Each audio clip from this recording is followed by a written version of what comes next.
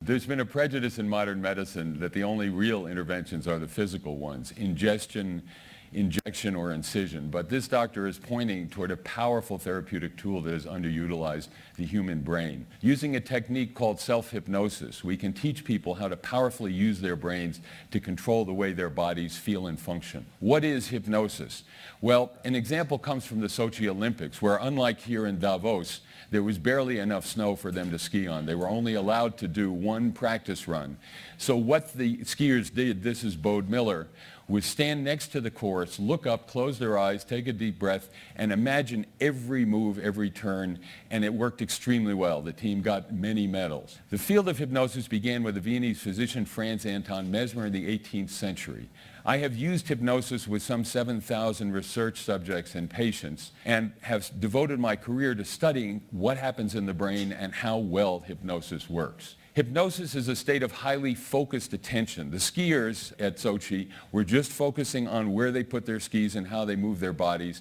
That means dissociating other things that would ordinarily be in consciousness, fears about competition and competitors, for example.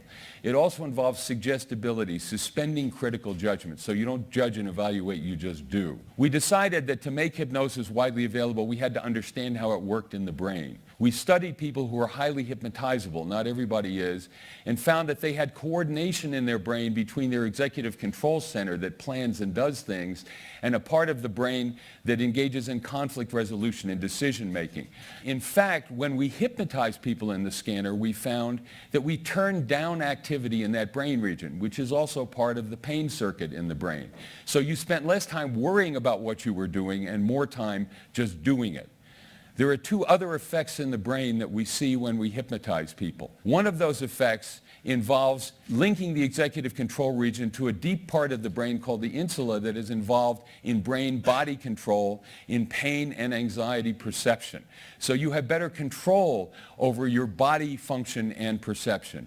But we disconnected the brain from a part of it that is involved in self-reflection. So you no longer worry about what you're doing, you just do it. We Americans are in a lot of pain, as are people in the rest of the world, as you heard from Beth. 1 out of 3 Americans has an opiate prescription. The rate of accidental drug overdoses has tripled since the year 2000. 64,000 people died of it last year, twice the number of people at the peak of the AIDS crisis of car accidents. So it's a terrible problem. By contrast, hypnosis doesn't kill people, it doesn't addict people, but it does reduce pain. This is a randomized trial of patients undergoing medical procedures. The red line at the bottom shows you that the hypnotized patients had 1/5 the pain. They used only half the medication. They ended their procedures 17 minutes earlier than the other patients. But does it last? We did studies with women who had metastatic breast cancer.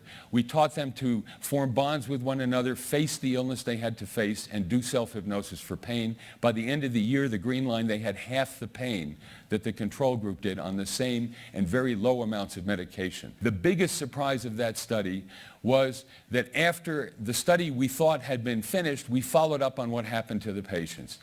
And it turned out that the patients taught this self-hypnosis and group support lived 18 months longer than control patients on the same kinds of medical treatment for cancer. By 4 years after, all the controls had died. 1/3 of the treatment group were still alive. We're now using a new technique, repetitive transcranial magnetic stimulation, a highly focused magnet, to create the same kinds of activity in the brain that we observed in hypnotized subjects to enhance the hypnotic capacity of people who are less hypnotizable, and we're using it to treat fibromyalgia syndrome. We also teach people to use self-hypnosis to control the lethal urge to smoke.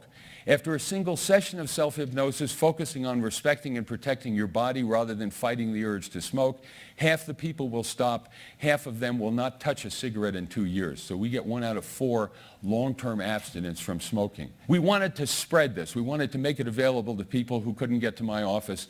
We've programmed an Alexa app. If you say to Alexa, "Alexa, hypnosis, stop smoking," you'll hear my mellifluous voice saying, "For your body, smoking's a poison. I need my body to live. I owe my body respect. respect and protection. And it's an interactive program, so I say different things depending on the answers patients give. So modern research has shown us how the brain regulates the body, how it feels, and how it functions. It changes metabolism, it changes pain, as you've heard, and it may even affect survival time. So in health, it isn't just mind over matter, but mind matters. Thank you.